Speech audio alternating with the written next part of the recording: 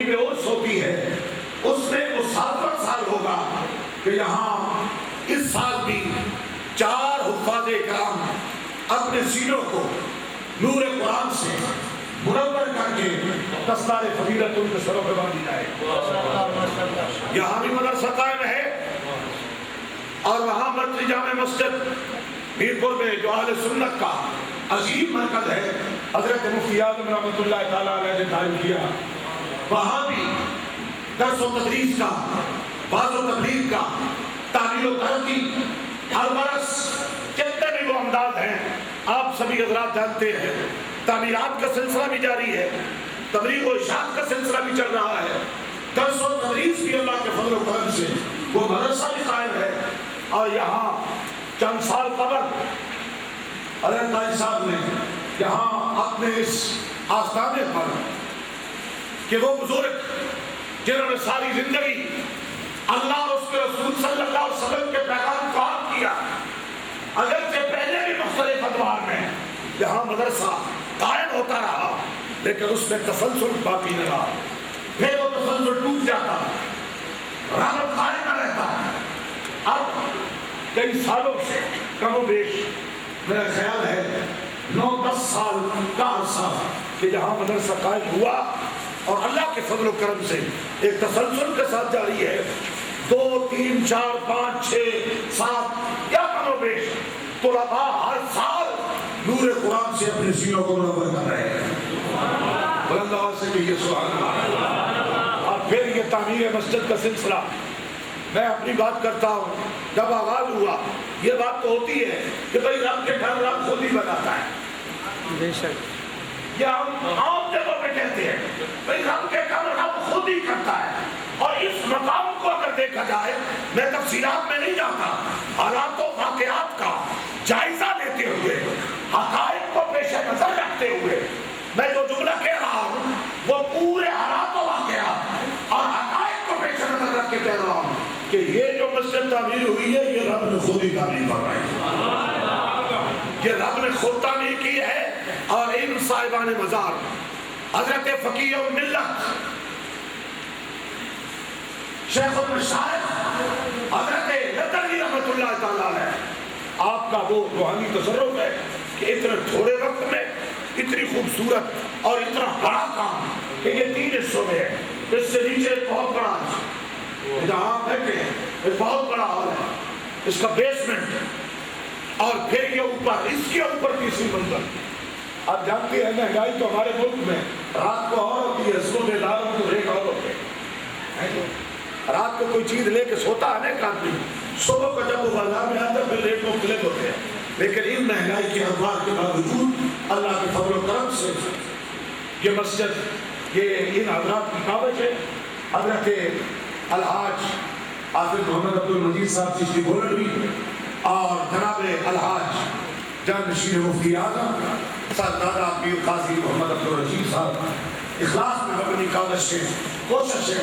اور آدمی وہ حرکت تو کرتا ہے, اللہ تبارک و تعالیٰ پھر حرکت میں برکت ڈالتا ہے. اور جہاں رب کے بندے ہوتے ہیں, رب کے لوگ وہ مقبولان بارگاہ ہوتے ہیں, وہاں اللہ رب العزت کی برکتیں اور زیادہ نظر ہوتی ہیں. میں چند ایک گزارشات اس حوالے سے جن لوگوں نے بہت سارے حضرات یقیناً ان کا اس میں تعاون ہے. ابھی پرسوں ترسوں کی بات تھی کہ یہ اس میں کارپیٹ بھی, یہ نیچے فرش پہ کچھ صفوں کا یا قالین وغیرہ کا, تو وہ بھی آپ صاحب نے پہلے کچھ اور پروگرام تھا. اللہ تبارک و تعالیٰ وہ اپنے کام کرتا ہے. حضرت پیر صاحب کی بارگاہ میں یہ گزارش کروں گا کہ وہ تمام حضرات جنہوں نے اس تعمیر مسجد میں جس جس انداز میں مادی جانی فکری عملی جس جس انداز سے بھی حصہ لیا ہے, اللہ سب کو دائیں عزت عطا فرمائے. سب کے لیے آپ آخر میں دعا کریں فرمائیں گے. اور آپ کے ساتھ قبلہ کے بیٹے جو کہ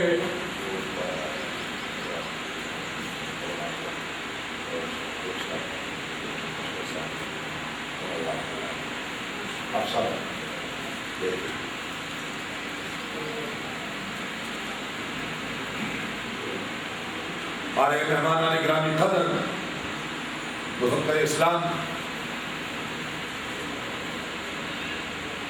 عظیم اسکالر علامہ مولانا محمد شفیع جوش صاحب جو کہ ممبر ہیں اسلامی نظریاتی کونسل کے اور سابق رکن قانون ساز محترم المقام جناب چودھری محمد طیب صاحب ڈپٹی کمشنر میرپور بصمیم قلب حضرات کو خوش آمدید کہتا ہوں۔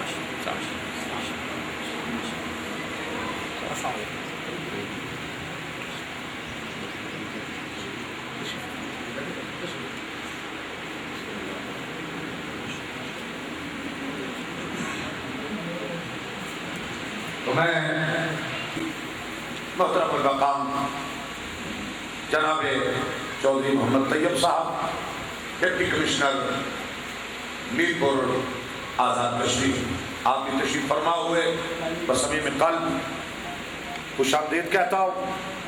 بات کے دامن میں گنجائش نہیں ہے، پروگرام کچھ اس طرح کا تھا کہ 2 بجے ایک اور گزارش محترم محمد اسلم خان صاحب جو کہ اس آستانہ سے حضرت مفتی اعظم رحمۃ اللہ تعالیٰ علیہ سے ان کا قدیم تعلق تھا، آپ کے مرید تھے، گزشتہ دنوں ان کا انتقال ہوا ہے، ان کے لیے اور محترم خالد صاحب لاہور سے حضرت مفتی صاحب رحمۃ اللہ علیہ کے حلقہ عیادت میں سے تھے، ان کے لیے ان کا انتقال ہوا ہے، دیگر جو بھی لوگ جن کا انتقال ایام میں اور آستانے سے متعلقین ان سب کے لیے دعا بھی فرمائیں گے۔ تو اب مختصر نام کے لیے بتاوت دوں گا، اسی آستانہ سے متعلق حضرت مفتی اعظم رحمۃ اللہ تعالیٰ علیہ کے پوتے اور محترم جناب الحاج صاحبزادہ قاضی عبدالرشید صاحب کی رفت دیگر صاحبزادہ اسلام رشید جو ہمارے پہ آ کے بارگاہ مصطفیٰ میں رسول خدمات اپنی حاضری پیش کریں۔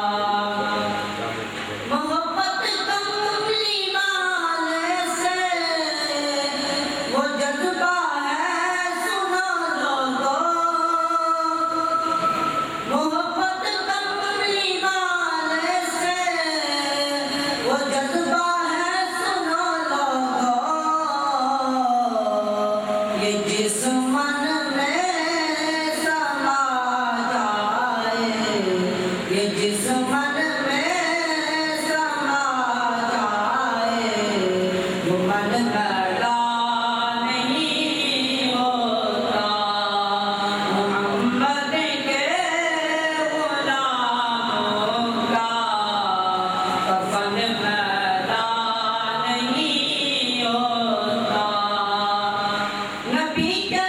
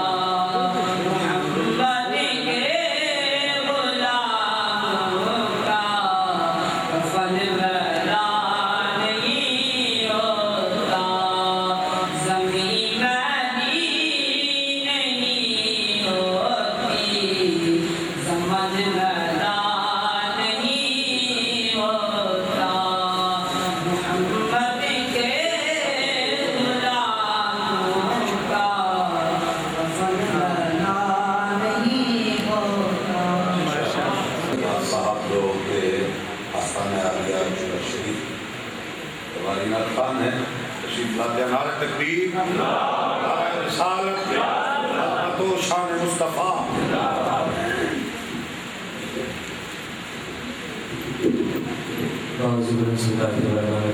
صلی اللہ علیہ یا رسول اللہ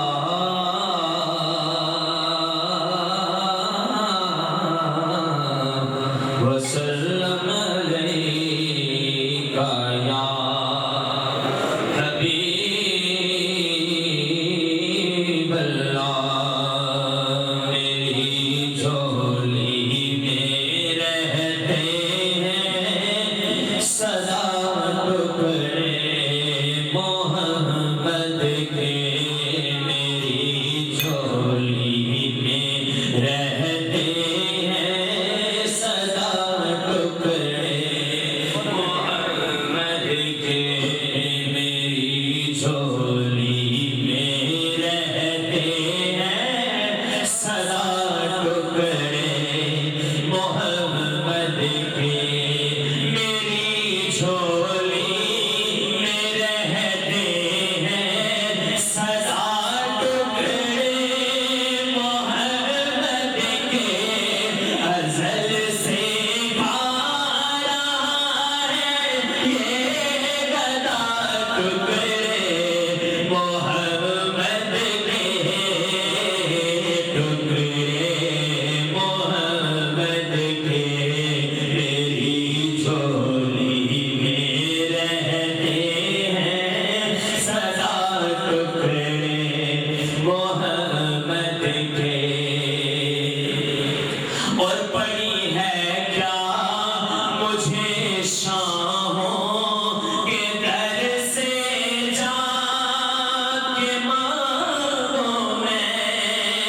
پڑی ہے کیا مجھے شاہوں کے در سے جا کے مانگوں میں. ارے کھلاتا ہے مجھے میرا خدا ٹکڑے محمد کے. ٹکڑے محمد کے. میری جھولی میں رہتے ہیں سدا ٹکڑے محمد کے. اور جنہیں کھا کر ابو بکر عمر عثمان بنتے ہیں. جنہیں کھا کر ابو بکر عمر عثمان بنتے ہیں. جنہیں کھا کر ابو بکر عمر عثمان بنتے ہیں. رتبے میں کچھ ایسے جدا ٹکڑے محمد کے. ٹکڑے محمد کے. میری جھولی میں رہتے ہیں سدا ٹکڑے محمد کے.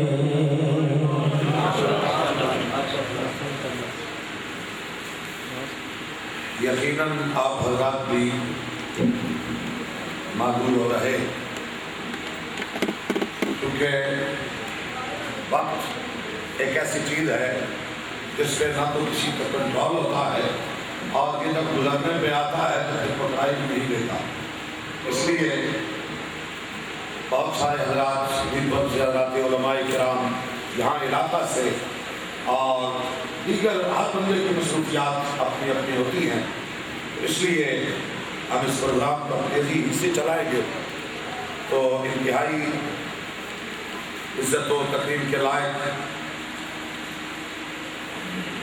عزت مآب محترم المقام جناب چودھری محمد طیب صاحب جو کہ ڈپٹی کمشنر نیب پر ہیں. میں ان سے گزارش کروں گا کہ وہ تشریف لائیں اور چند ملفوظات اس حوالہ سے اور بطور خاص کیونکہ آپ جانتے ہیں کہ یہ تو ٹھیک ہے کہ وہ ڈپٹی کمشنر ہے لیکن اس کے ساتھ ہی یہ کہ جو میں نے عرض کیا کہ وہ ایک عظیم عالم دین کے گھر پیدا ہوئے ہیں، تو لہذا یہ بھی ایک بڑے اعزاز کی بات ہے، اور ویسے ہونا بھی یہی چاہیے۔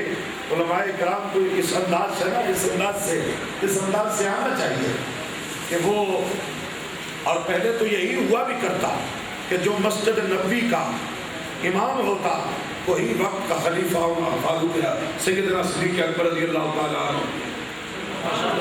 اسلام میں بہرحال یہ چیز رائج رہی ہے۔ اللہ رب العزت اسی رنگ کو، اسی ماحول کو اور انہی مناظر کو پھر لوٹا دے۔ تو میں دعوت خطاب دوں گا محترم جناب ڈپٹی کمشنر ممبر چودھری محمد طیب صاحب تشریف لائیں اور اپنے ذریعے خیالات سے ہم سب کو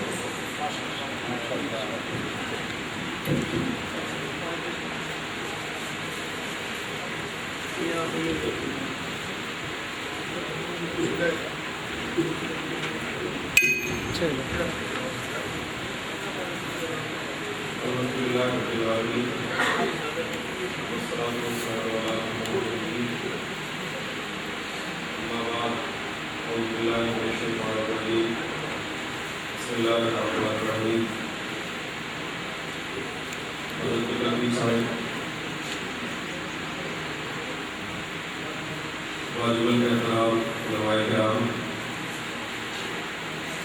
معزز سامعین، السلام علیکم۔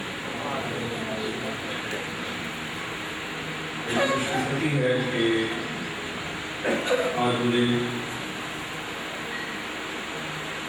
ضلع بالکل ہی نہیں بلکہ اس تمام خطے کی ایک عظیم روحانی اور دینی شخصیت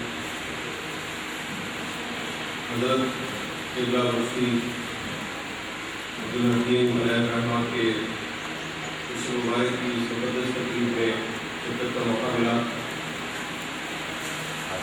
میں اس سلسلے میں زمین تقریب کا بالکل شکریہ ادا کرنا چاہتا ہوں کہ انہوں نے مجھے دعوت کی دی اور اس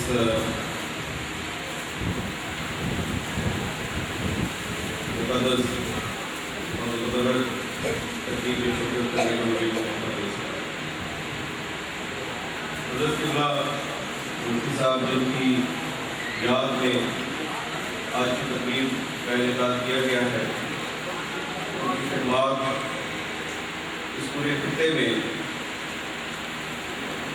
اس قدر بے نظیر ہیں تبلیغ اسلام کے حوالے سے اور تعلیم و تربیت دین کے نقطۂ نظر سے کہ ان کا بیان مختصر وقت میں ممکن نہیں۔ پرانے میرپور شہر میں اور موجودہ جو میرپور شہر ہے اس میں میں سمجھتا ہوں کہ جس قدر دینی رجحان اور عقیدت لوگوں کے اندر پائی جاتی ہے، وہ اس کا بہت بڑا صحرا جو ہے، اس کا میں یہ نہیں کہوں گا تمام تر، لیکن اس میں غالب حصہ جو ہے حضرت قبلہ مفتی صاحب کا ہے۔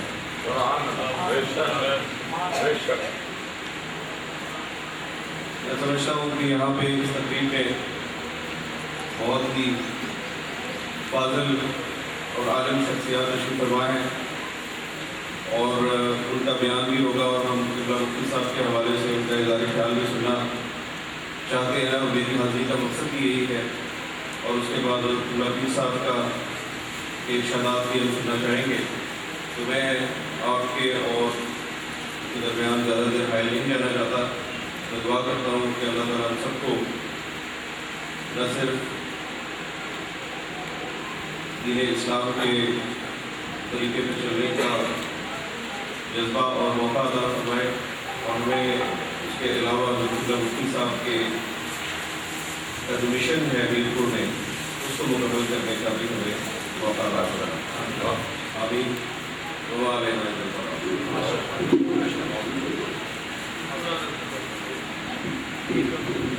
انتہائی مختصر وقت میں یقیناً حضرت مفتی صاحب کے حوالہ سے وہ سب جملے ہی اتنے وسیع اور اتنے بڑے، تو میں بلا کسی کوئی تاخیر کے دعوت خطاب دوں گا مفکر اسلام عظیم مدنی اسکالر حضرت مولانا علامہ محمد شفیع دوست صاحب ممبر اسلامی ریاضی کونسل آزاد ہند و کشمیر سابق رکن قانون ساز اسمبلی آزاد حکومت ریاست جموں و کشمیر کو تشریف لائیں اور اپنے ذریعہ خیالات سے ہم سب کے دلوں کو محدود فرمائے. نعرہ حیدری، آستانہ عالیہ چورہ شریف، آستانہ عالیہ حمید پور شریف.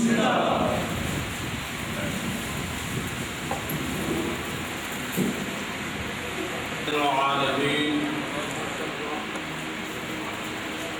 والصلاة والسلام على افضل الانبیاء وسید المرسلین خاتم النبیین رحمۃ للعالمین سیدنا محمد الشیطان الرجیم بسم اللہ الرحمن الرحیم هو الذی بعث فی الأمیین رسولا منهم يتلو عليهم آياته ويزكيهم ويعلمهم الكتاب والحكمة وإن كانوا من قبل لفي ضلال مبين.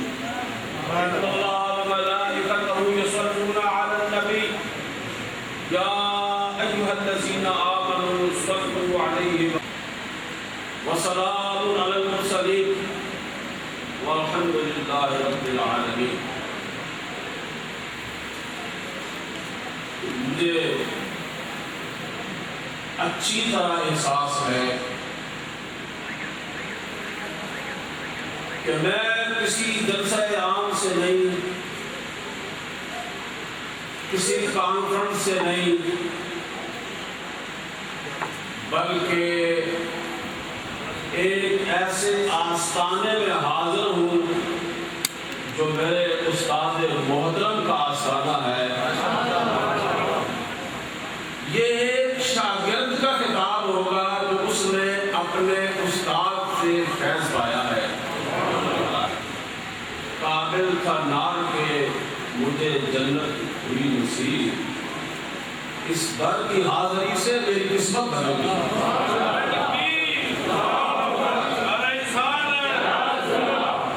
میرے استاد، میرے مربی، میرے محسن حضرت قبلہ امیر طریقت و شریعت مفتی عبدالحکیم، جن کے ہاتھ میں میری انگلی میرے والد نے پکڑائی، وہ مجھے آج تک منظر یاد ہے اور سارے راستے میں اس کو دہراتا رہا. قرآن مجید پڑھ مرکزی جامع مسجد اور وہاں کے 3 سال میری زندگی کا سنگی بنیاد ہے، سرمایہ ہے. یہ اس سے مبارک ہے حضرت پیر، مفکر، مفتی، فقیہ اعظم حضرت علامہ عبدالحکیم صاحب. عبدالحکیم کے عرس میں جو میں نے آیہ کریمہ تلاوت کی ہے، هو الذی بعث فی الأمیین رسولا منهم یتلو علیہم آیاتہ ویزکیہم ویعلمہم الکتاب والحکمہ وإن كانوا من قبل لفی ضلال مبین. وہ ذات بابرکات جس نے مبعوث فرمایا امی ان پڑھوں میں ایک ایسی ہستی کو، ایک ایسے رسول کو، ایک ایسے نبی کو جس کے فرائض میں یہ ہے کہ وہ تلاوت آیات کرے اور تزکیہ کرے اور تعلیم کتاب و حکمت دے. یہ 4 فرائض نبوت ہیں. تلاوت آیات 1، تزکیہ 2 اور تعلیم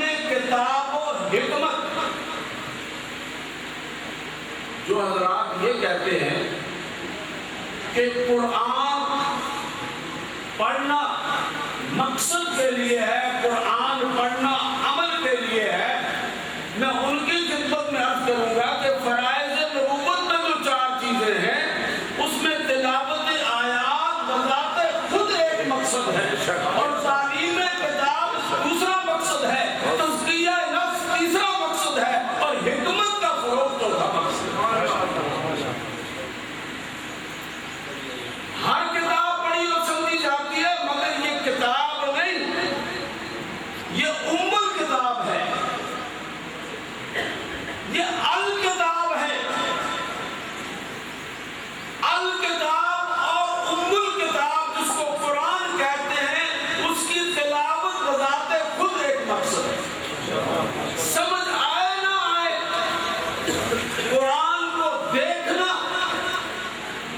قرآن کو پڑھنا، قرآن کو سمجھنا اور قرآن پر عمل کرنا، اور ایک بڑی بات ہے کہ حکمت قرآنی سے استفادہ کرنا۔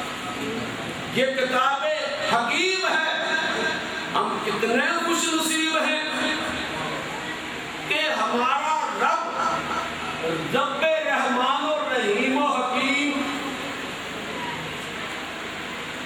ہمارا قرآن حکیم، یاسین والقرآن الحکیم، ہمارا رب حکیم، ہمارا رسول حکیم، ہماری کتاب قرآن حکیم، اور میں تو وہ خوش نصیب ہوں جس کا استاد بھی عبدالحکیم ہے۔ اور میرے جو استاد تھے مفتی اعظم، فقیہ اعظم، ان کو قرآن پہ اتنا عبور تھا، ان کو حدیث پہ اتنی دسترس تھی، انہوں نے مقصد امام اعظم ابو حنیفہ سے اتنا استفادہ کیا ہے کہ میں ان کو ابو حنیفہ کشمیر سمجھتا ہوں، کیونکہ میرے سمجھنے کی بنیاد عینی شہادت ہے، تو میں نے ان کی خدمت میں زانوِ تلمس طے کر کے دیکھا ہے۔ میں سچ کہہ رہا ہوں، بخدا سچ کہہ رہا ہوں، خانہ خدا میں سچ کہہ رہا ہوں کہ وہ ابو حنیفہ کشمیر۔ نکتہ افروزی، قرآن فہمی اور حدیث پر کوئی عمل دیکھے تو مفتی اعظم عبدالحکیم کے مکتب میں آئے۔ مدرسے کا نام جس پر میں نے داخلہ دیا تھا آج بھی وہی نام ہے، مدرسہ اشاعت القرآن۔ کیا نام ہے؟ مدرسہ اشاعت القرآن۔ قرآن سے لوگ نام رکھتے ہیں نا، جس سے کوئی نسبت ہو، جس سے کوئی تعلق ہو، یا جس کی کوئی اہمیت اس پر واضح ہو۔ کوئی مفتی صاحب کے ادارے کا نام جس میں میں نے داخلہ لیا، اس کا نام ہے اشاعت القرآن۔ یہ مفتی صاحب کی قرآن سے اور ان کے والد حضرت محدث لدھوی کی طرف سے جو ان کو فیضان ملا، وہ سارے کا سارا قرآن کا فیضان تھا، اس لیے ان کے مدرسے کا نام تھا اشاعت القرآن۔ اور یہ قرآن ہم کہتے ہیں یہ کتاب زندہ قرآن حکیم، حکمت او لا زوال است و قدیم۔ ہمارا رب زندہ حی و قیوم، ہمارا قرآن زندہ، آپ کتاب زندہ قرآن حکیم، حکمت او لا زوال است و قدیم۔ اور علماء کہتے ہیں یہ کتابیں نیست چیزیں دیدرست، آنکھیں کھول کے دیکھو، یہ قرآن نہیں، یہ بے عجیب عظیم شے ہے، یہ اللہ کی تجلیات کا عکس ہے۔ یہ چپ ہو جائے تو قرآن ہے، یہ بول پڑے تو محمد مصطفیٰ۔ اس لیے کہتے ہیں کہ یہ قرآن صامت ہے اور وہ قرآن ناطق ہے۔ بات ایک، قرآن کو کھولو تو یہ سمجھ کے کھولا کرو کہ سورت مصطفیٰ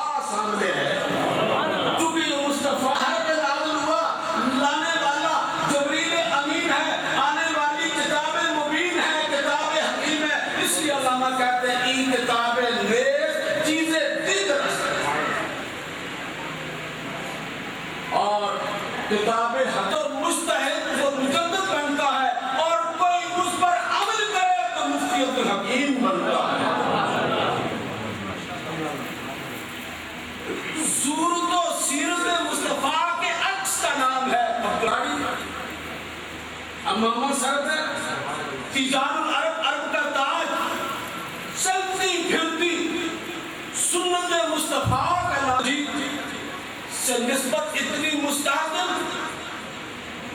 امام اعظم ابو حنیفہ کے فیضان کی تو دنیا کا امام ابو حنیفہ کی طرز پہ تبلیغ و اشاعت اسلام کی، خطابت کی، امامت کی، فتویٰ دیا، تبلیغ کی، اور اس کا معاوضہ کبھی نہیں دیا، کبھی نہیں دیا۔ سرکاری ملازمت تھی، پنشنر ہوئے، پوری کی پوری زندگی جو ہے وہ امام اعظم کی طرز پہ فی سبیل اللہ وقف ہے، چلتے پھرتے اٹھتے بیٹھتے فتویٰ نویسی، اور اپنے زمانے کے مفتی اعظم اور مقرر کا یہ عالم کہ خطابت سر بولے اور تجدیدی کارنامے اتنے کہ حق کہنے سے کبھی ان کی زبان نہیں لڑکھڑائی۔ حضرت امام اعظم ابو حنیفہ رحمۃ اللہ علیہ کے یاد میں خلیفہ ہارون رشید نے ایک مجلس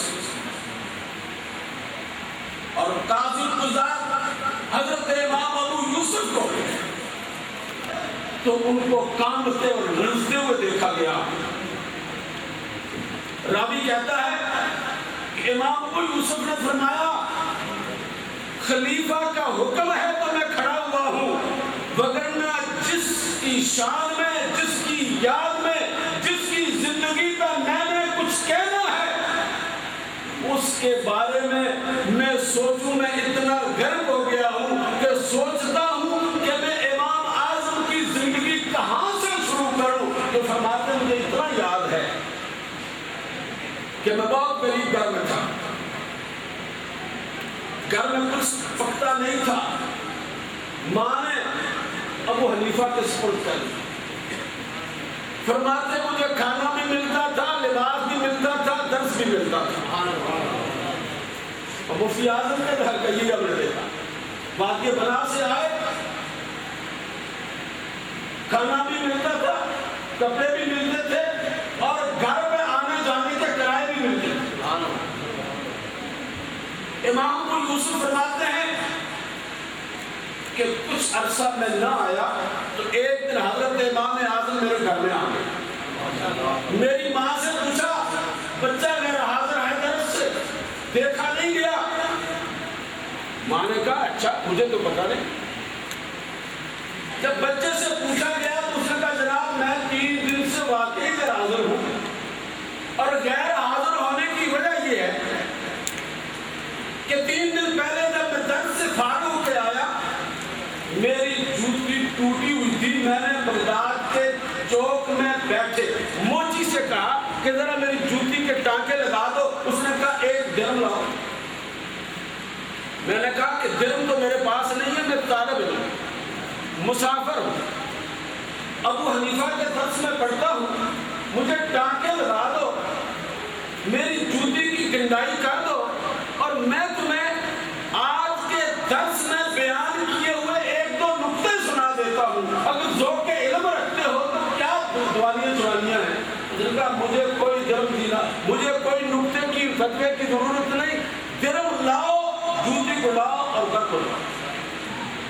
فرمانے لگے میرے دل میں خیال آیا کہ ایک موچی 2 ٹانکے تو مجھے لگا نہیں دیتا جو علم میں پڑھ رہا ہوں، اس کے پڑھنے کے بعد ہوگا کیا؟ میں مایوس ہو کے کیا پڑھنا ہے، اتنی تو موچی نے قدر نہیں کی۔ امام اعظم نے فرمایا میرے شاگرد ابو یوسف تو نے لال کو موچی میں سپرد کیا، تو نے حدیث رسول کے موتی کو موچی کے پاس کیا، اور روبیہ کی سنت کچھ بھی ملتا تو لال بھی ملتا، ایک اور رنگ دہانا پر جا کے دا سلافہ رکھیے فرق لکھا کو آگا۔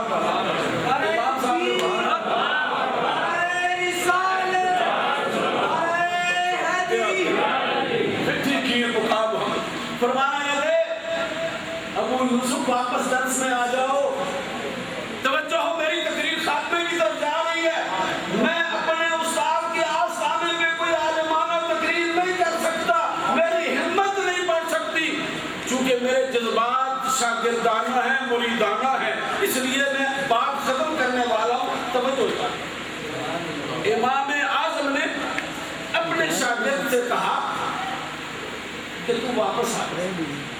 تکمیل کر لے، آج کے بعد اس سے پہلے کھانا بھی تیرا میرے ذمہ تھا، کپڑے بھی تیرے میرے ذمہ تھے، آج سے لے کر زندگی بھر تیری جوتوں کی گنڈائی بھی میرے ذمہ ہے۔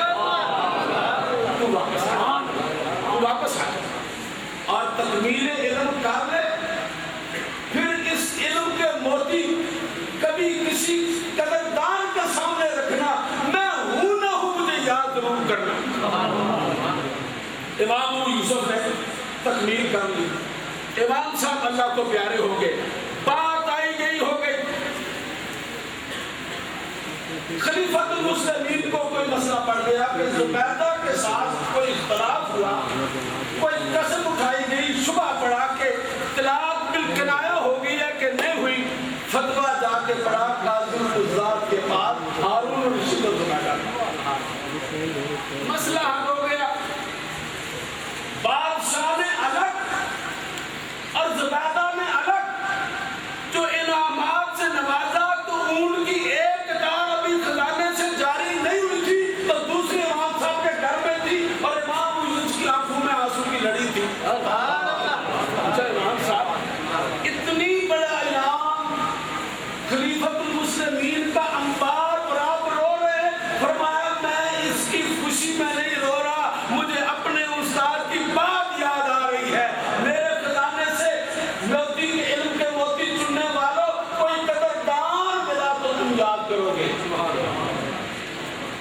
میرے آقا مولا جناب محمد مصطفیٰ صلی اللہ علیہ وسلم نے فرمایا من لم یشکر الناس لم یشکر اللہ، جو لوگوں کا شکر ادا نہیں کرتا وہ میرا بھی شکر گزار نہیں بن سکتا، جو ماں باپ کا معذب نہیں ہے وہ رسول کا معذب نہیں ہے، جو رسول کا معذب نہیں ہے اللہ تعالیٰ کی ہاں اس کی قدر نہیں ہے۔ ہم نے مفتی صاحب کے خدمت سے کھایا، فیض پایا، ان کے بستے اٹھائے، ان کی جوتیاں سیدھی کی، اور پھر ایک وقت آیا یہاں مظفر آباد میں کوئی میٹنگ تھی، قبلہ مفتی صاحب بھی موجود تھے، میں لاہور سے آیا تو میں نے بات کی، بکر حیات کا زمانہ تھا، تو فوری طور پر مجھے وہاں سے نکلنے کا حکم ملا، ساجد حسین ہوتے تھے، کہنے لگے کہ آپ کے لیے گاڑی تیار ہے آپ واپس جائیں، تو مفتی صاحب کہنے لگے اور اکٹھے چلتے ہیں، ہوا کیا؟ میں نے کہا جی آپ بتائیں کہ ہوا یہ کہ جو تم نے تقریر کی ہے وہ فوج کے مارشل کے خلاف ہے، اور انہوں نے کہا ہے کہ اس کو ابھی یہاں سے فارغ کرو۔ میں اور مفتی صاحب وہاں سرکاری گاڑی میں بیٹھے اور مری کے راستے آئے تو مجھے کہنے لگے شفیع جوش آج میں خوش ہوں، جو میں نے پڑھایا وہ تم نے برسر عام کہہ دیا، میری قیمت تم نے ادا کی۔ میں کہا مفتی صاحب ایک اور کرم کیجیے، کہ وہ کیا؟ میں نے کہا میرے والد کو یہ کہہ دیجیے۔ پھر میرے والد سے انہوں نے بتایا کہ میں گواہ ہوں کہ میرے شاگرد نے مظفر آباد میں کھڑے ہو کر بات آئی گئی ہوگی، پھر وقت آیا کہ میں اسمبلی میں بھی گیا، اور دنیا کی کوئی نعمت ایسی نہیں ہے جو مجھے اللہ نے اپنے والد کی دعاؤں اور اپنے استاد کے توفیق سے ادا نہ کی ہو۔ فکر ہے تو صرف عاقبت کی۔ بتانا یہ چاہتا ہوں کہ لوگوں، خدا کی رضا ماں باپ کی رضا میں ہے، استاد کی خدمت میں ہے، استاد کی قدردانی کو مت بھولو اور ماں باپ کی خدمت کو مت بھولو۔ عمل سے زندگی بنتی ہے، جنت بھی جہنم بھی، یہ باقی اپنی فطرت میں نہ موری ہے نہ ناری۔ میں نے وعدہ کیا ہے اور یہ سچی بات کر رہا ہوں کہ میں تقریر بھی کر سکتا ہوں، پنجابی بھی، سرائکی بھی اور اردو بھی، لیکن مرشد کھانے پہ، استاد کھانے پہ ایسی جرت مجھ سے ہو ہی نہیں سکتی، ایسی جسارت مجھ سے ہو ہی نہیں سکتی، زبان لڑکھڑاتی ہے۔ البتہ نیاز مندی کے یہ چند جملے میں نے حضرت قبلہ کی موجودگی میں اور اپنے عظیم استاد کے فرزند دل بند جنہوں نے اپنے عظیم باپ کا جھنڈا بلند کیا ہوگا۔ سبحان اللہ۔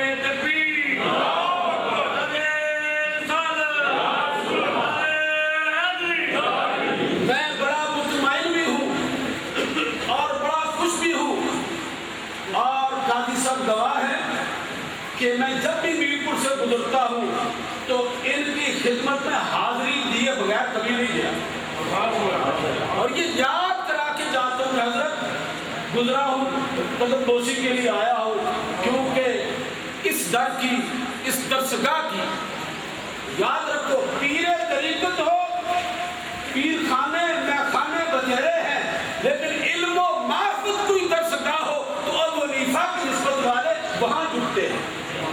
اور حضرت مفتی اعظم کا آستانہ علم و حکمت کا آستانہ تھا، درس و تدریس کا آستانہ تھا، اتباع سنت کا چلتا پھرتا عملی نمونہ تھا۔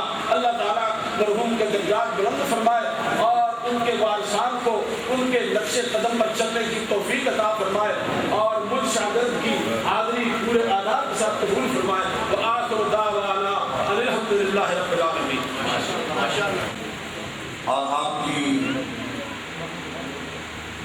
بارگاہ میں حاضر ہوئے نشست کی، اکتساب فیض کیا، وہ تو جانتے ہیں،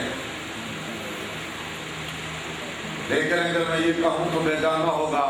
یقیناً مجھے یوں لگ رہا تھا کہ انہی حضرت مفتی اعظم اور حضرت لدھروی رحمۃ اللہ تعالیٰ علیہ وہ فیضان علم تو ہم اس کو روکتے اور مزید حضرت مفتی اعظم رحمۃ اللہ تعالیٰ علیہ کے تذکرے، اور پھر تذکرہ ایک وہ ہوتا ہے جو کسی کتاب میں پڑھا جاتا ہے، جو کسی سے سن کے بیان کیا جاتا ہے، اور وہ تذکرہ وہ حالات و واقعات جو کوئی اپنی آنکھوں سے دیکھتا ہے اور پھر آنکھوں دیکھا حالات میں بیان ہوتا ہے، اس میں دلیل کہتی ہے۔ تو آپ حضرات نے محسوس کی، بہت سارے حضرات علماء کرام نیوکل سے، الکلام مولانا عبداللطیف صاحب، قاری اعجاز صاحب، مولانا قاری فاروق احمد مجددی صاحب اور قاری رفاقت علی صاحب، بہت سے حضرات، قاری محمد صدیق صاحب، اور ابھی تھوڑی دیر پہلے آزاد کشمیر کے نام بر ممتاز قانون دان محترم المقام جناب الحاج چودھری محمد ریاض عالم صاحب ایڈوکیٹ، چیئرمین تحریک تحفظ نام سے رسالت، آزاد کشمیر تشریف لائے محترم جناب شیخ محمد سرور صاحب، ڈپٹی سیکرٹری جنرل ملکی میلاد کمیٹی، میر اور سب کو مسئلہ قلب خوشامدید کہتا ہوں۔ حضرات گرامی، انتہائی ادب سے دعوت خطاب دے رہا ہوں۔ آفتاب علم و حکمت، قاسم فیضان مجدد اعظم، پیر طریقت، رہبر شریعت، مختوم المشائخ، حضرت قبلہ پیر سید محمد شبیر علی شاہ صاحب گیلانی دعوت برکات ملالیہ، سجاد رشید آستان عالیہ چورہ شریف، محبت سے ایک نعرہ بلند کیجیے، نعرہ تکبیر، نعرہ تحقیق، نعرہ حیدری، دربار عالیہ چورہ شریف، آستان عالیہ امیر پور شریف، فیضان حضرت مفتی اعظم۔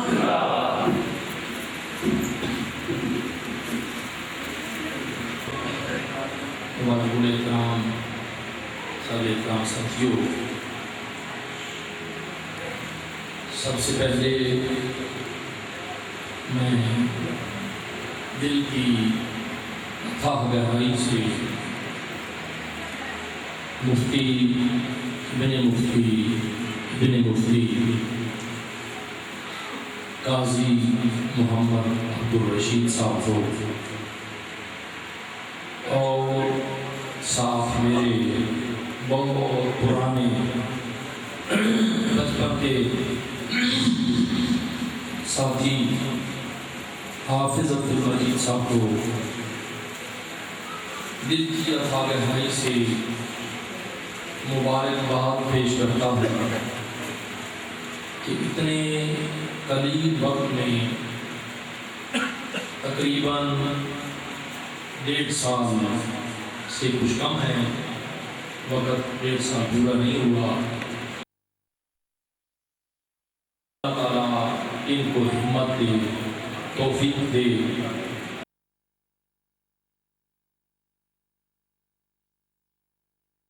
اگر مجھے سمجھے کہ 10 سال کا ہے یا 20 سال کا ہے، ایک صدی پہ محیط ہے۔ میں نے بڑے بڑے لوگوں کو جھکتے دیکھا ہے، بکتے دیکھا ہے، بہت کچھ میں نے دیکھا ہے۔ 40 سال ہو گئے مجھے اس آزاد کشمیر کی بات کو میں دھکے کھاتے ہوئے۔ ایک صدی پہ محیط ہے۔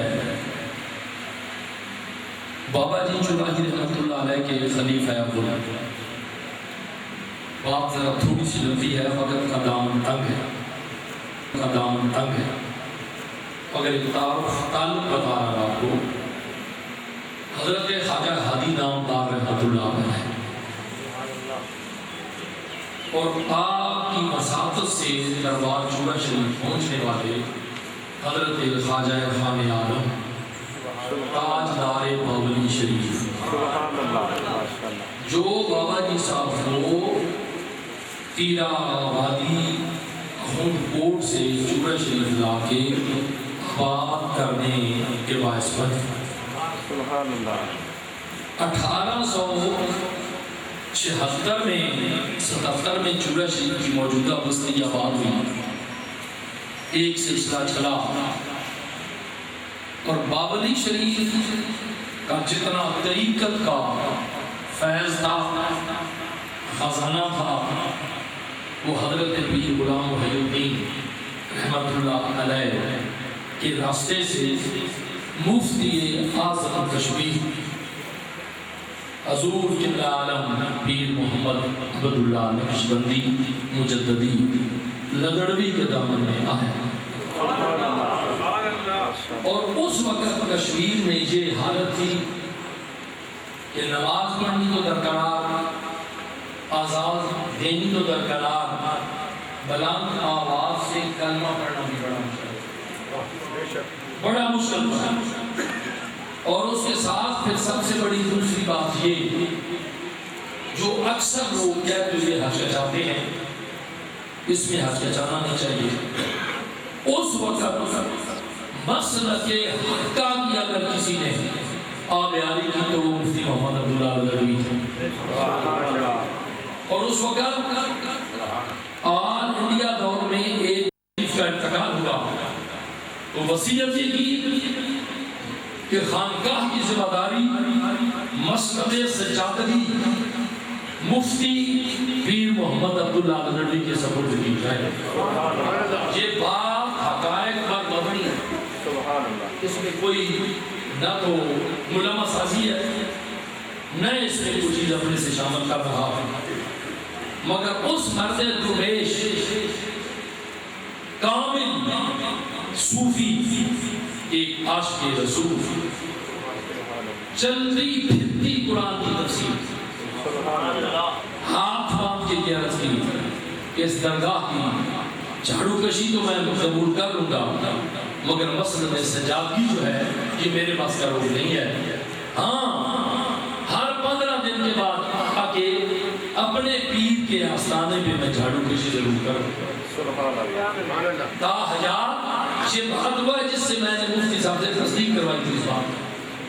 ہر 15 دن کے بعد باولی شریف حاضری ہوتی، وہاں وقت گزرتا، میرپور سے چل کے جانا باولی شریف سے چل کے واپس آنا، اور پھر اپنے اور بھی کام کرنے، یہ انہی کا حصہ ہے۔ جان نشین قبلہ مفتی عبدالحکیم صاحب رحمۃ اللہ علیہ، جن کا میرا اور مفتی صاحب کا ایک چولی دامن کا صاحب رہا 40 سال، اللہ تعالیٰ ان کے درجات بلند فرمائے۔ مشکل سے مشکل جگہ، آج تو گاڑیاں ہیں ٹھنڈا کر رہی ہیں، بکھائی گئے، گاڑی کھڑی کی، میں بھی آیا، گاڑی کے کھڑی کی، اترا آپ کے پاس آیا، گاڑی پہ بیٹھوں گا، شام گھر پہنچوں گا۔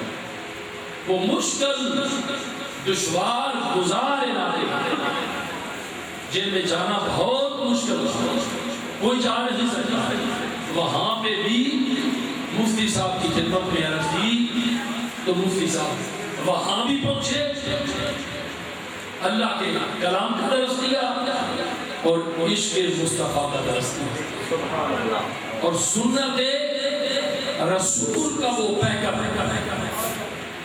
یہ کوئی علماء سازی نہیں ہے، نہ مجھے کوئی غرض و غائب ہے، مگر کہتا ہوں وہی بات سمجھتا ہوں جسے وہ عشق مصطفیٰ کا ایک پیکر ہے، وہ محبت رسول کا درس دینے والا کامل ولی، جس کے ساتھ ہماری راتیں بھی گزری، ہمارے دن بھی گزرے، اور ان میں سے بالخصوص آلیان چک سواری پہ ایک بہت بڑا احسان ہے اس خاندان کا، بہت بڑا احسان ہے، بہت بڑا احسان ہے اس خاندان کا۔ درس کا مسئلہ، فتاوی نویسی کا مسئلہ، بڑے بڑے دور آئے، بڑے بڑے ادوار آئے، بڑے بڑی مشکلات آئے، ملاقات ہوتی تھی، ایک دوسرے سے حالات پوچھتے تھے، بڑی بڑی مشکلات آئے، اور ایک ایسا وقت بھی آیا کہ بڑی بڑی پیشکشیں بھی تھی، میں ان میں ساتھ بڑی بڑی پیشکشیں تھی، مگر جب رات کو بیٹھے چٹائی ٹوٹی ہوئی چٹائیوں پہ مفتی صاحب سے بات ہوئی تو مفتی صاحب نے ایک جملہ ہاتھ میرا پکڑ کے کہا، حضرت جی اس دنیا میں تو مل جائے گا نا، پیشکش ہوئی ہے مل جائے گا، مگر ذرا یہ مجھے فرمائیں کہ میری آخرت کی ذمہ داری، میری آخرت کا سلسلہ کدھر جائے گا؟ بڑی مشکلات سے، بڑی مشکلات میں وقت بیتا، وقت گزرا، اب کس پہلو کو میں چھیڑوں، کس ساتھ کو ہلاؤں، کس معاملے کو، کس دن کو، کس رات کو چھیڑوں، اتنا مشکل وقت آیا، ٹکرائے ہیں دو نظریات بھی دو ٹکرائے ہیں دو نظریات بھی دو۔ میں نے مفتی صاحب سے پوچھا کہ قبلہ کیا خیال ہے، تو بازو پکڑ کے کہنے لگے، حضرت جی ایک دن ہی دنیا پہ آئے ہیں اور ایک دن ہی مرنا ہے، نہ مرنے کے 2 دن ہے نہ آنے کے 2 دن ہے۔ اور بات کیا سنائی کہ والی بغداد کا فرمان کہ ایک وہ دن جو بیت گیا وہ بے وفا دوست چھوڑ گیا، ایک دن آنے والا اس کا کوئی پتہ نہیں کہ کب آئے گا، کیسے آئے گا، کب آئے گا، گھڑی وہی ہے جو تیرے سامنے ہے، اس کے اندر اگر اچھا کام کر تو کل تیرا تیرے لیے ذریعہ نجات، خلوی ذریعہ بنے گا۔ حضرت جی اللہ اور اس کے رسول کی بارگاہ میں سفرو ہو کے جانا چاہتا ہوں، میں اپنا دامن صاف لے کے جانا چاہتا ہوں، اپنا دامن پاک لے کے جانا چاہتا ہوں۔ تھوڑے سے ایک تھوڑی سی بات تھی، چلتی مفتی صاحب تک پہنچی، کسی نے اب نام لینا مقصود نہیں، کسی نے جوش خطابت میں